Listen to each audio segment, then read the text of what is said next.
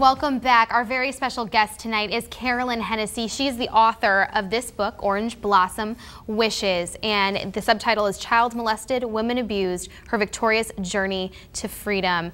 So Carolyn, can you please tell us your story? I mean, there's a lot in just those few words right there. Yes, that's a good start for the story. I guess the first part of the book will go to the beginning. When I was about 7 years old, I began being molested by an extended family member, and it went on until I was almost 15. Wow. So there were all those years of building a foundation, and it went from there. I went through high school, carrying the burden and hiding the secret. That was the goal of everything, was just to be sure and keep the secret hidden. It wasn't always easy, and I have a lot of friends who came up to me at our most recent class reunion and just took me by the shoulders and said, "How did we not know? How did you keep it from us?"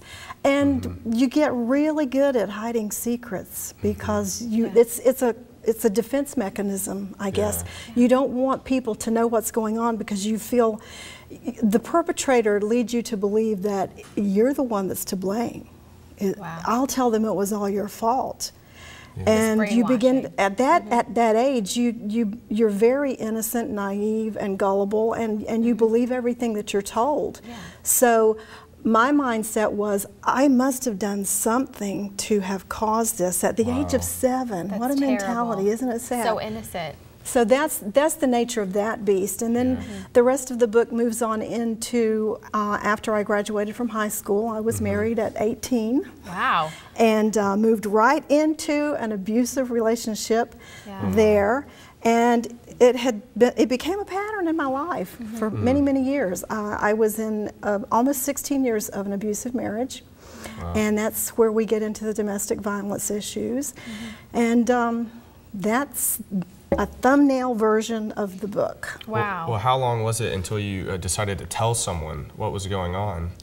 Well, as far as the abuse as a child, the molestation, the first time that I brought it up, I was 15, and I confided in my mother.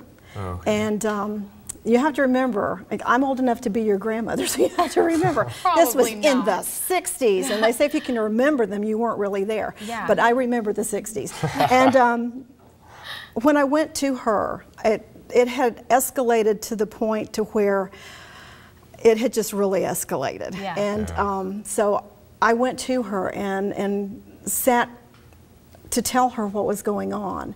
And I'll never forget, still to this day, she put her arms around me to console me, but she told me that this wasn't something that we could talk about. We had to keep it a secret because it would damage the family, it would damage the church, it would damage the community, and it had already damaged me. So I carried it with me until that. I said, so no one else now's the time, and I got real, and I was willing. So now the world knows. And I was asked, why didn't you use a pseudonym? And the reason was, and I love this whole concept, because the reason I didn't use a pseudonym on this book is because if I could not be real enough to use my own name and to be open and honest, then how could I possibly expect other victims to trust me with my story, that they could have hope? Because the good news is the victorious journey to freedom, and that's the part that I really want to home in on and let them know. That light at the end of the tunnel ain't no train, and it's not coming on you to kill you. It's the beacon of hope.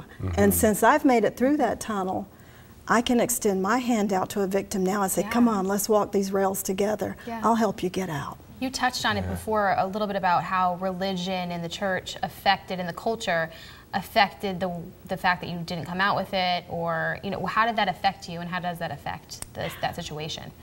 It had a huge effect on me, not only in the years of molestation, but as well in the domestic violence. And the one question that victims of domestic violence are asked, if I had a dollar bill for every time I've been asked, I'd be a very wealthy woman. But they're always asked, why didn't you just leave? Well, the world still to this day asks me, why didn't you just leave? And the church, the religious factor, asks me, why did you get out? Why did you get a divorce? So you're in between a rock and a hard place. Wow. And I reached the point to where I just kind of got real with God, and I said, I got to know something here. You know, I know the Bible says you hate divorce, but do you hate divorce worse than you hate what's happening to me? Yeah. And when it became physical, that's when I finally decided that God had to hate the physical abuse as much as he hated the divorce. Yeah, this is great. This is good. Thank you. We'll be right back after this food for thought.